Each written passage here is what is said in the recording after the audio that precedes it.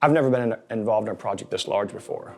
A very simple or crude example, but it's almost like when your kids drag you onto a roller coaster. You want to go because you want to have your kids be involved. You want them to see that you're brave, that you can do things. But on that ride up, those chains are clinking, clinking, clicking, and you're getting higher up and higher up and higher up, and you're thinking, how can I take this? How can I take this?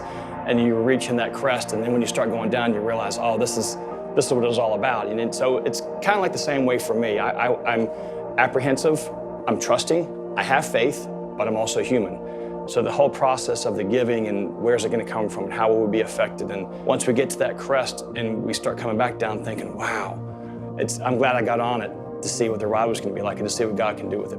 The Presence Project to me is about growth and trust. And for humans, I think the toughest thing to trust anybody with, whether it's God, or a financial advisor, a retirement plan, is your finances. I think that's one thing that most of us outside of our family, as far as tangible things, is what we held most dear to us. A lot of times we have downtime and we think, oh, there's nothing to do. And I think that's God telling you, this is your time. I've cut this time out for you. So pray to me and ask me for guidance. We both live very hectic schedules. She works up in Arlington. I work at Quantico.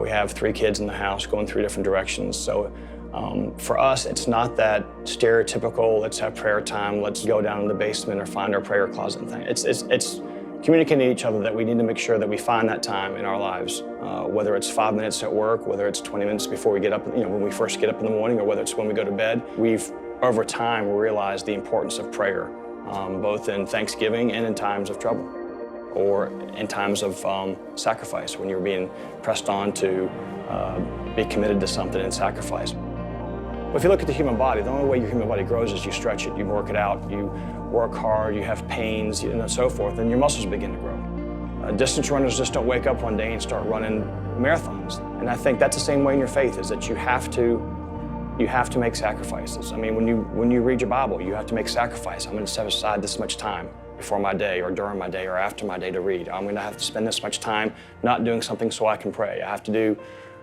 sacrifice something so I can set an example. It's the same. So I think if people can grasp that idea of, well, it's uncomfortable, well, look at your body, look at your children, look at the things around you. Things don't grow unless they're under stress. I think you can have peace and at the same time be uncomfortable. It's kind of like finding that space to where you can be comfortable being uncomfortable. And I think those two things come together when you trust in God. That it's okay to be uncomfortable because you're comfortable in the fact that you're trusting God. God tells you in the Bible that if you're going to test me in one thing, test me with your finances and see if I don't come through for you. Our goal is to see that we have actual growth in our faith to that.